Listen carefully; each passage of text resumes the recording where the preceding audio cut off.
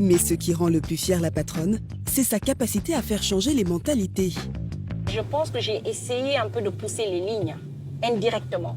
Les jeunes femmes, elles voudraient être dans le gouvernement, ou bien le plus haut niveau qu'elles espèrent avoir, c'est peut-être ministre de l'enfance, de la femme ou de l'éducation.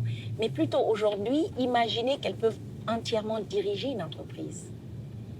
Je pense que cette notion n'était pas là avant et qu'elles se disent mais je peux en fait gérer une entreprise, je peux en fait rentrer dans le public, je peux en fait convoiter des rôles qui étaient seulement adressés aux hommes. Aïssata Beavogui Diallo, la patronne de Gap, veut se positionner comme un modèle pour les femmes de son pays. Et pour cela, elle n'hésite pas à s'engager.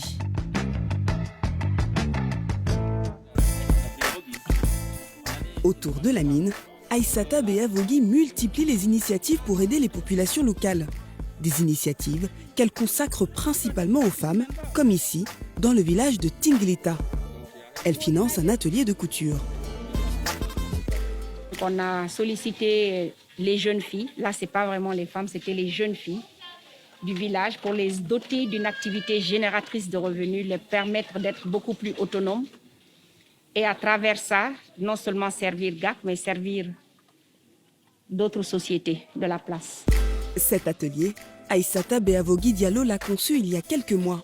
Il emploie une dizaine de femmes pour fabriquer des masques de protection. GAC les achète pour son utilisation propre.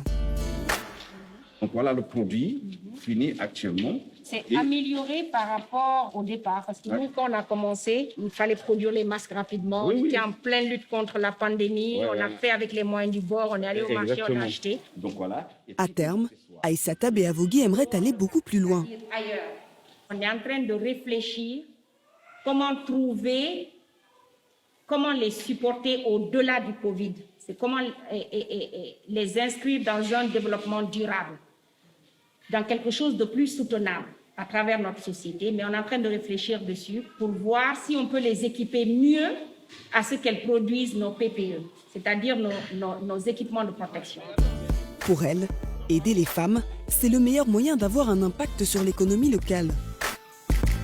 Quand vous aidez les femmes, elles ramènent l'argent à la maison et les hommes en bénéficient. Ça, c'est une vraie réalité. Et ce n'est pas toujours le contraire. Quand l'homme reçoit de l'aide, ce n'est pas toujours évident que ce revenu revienne directement dans la maison. Un engagement qui lui a valu plusieurs récompenses internationales, notamment le Mega Gender CEO Awards décerné par la Banque mondiale.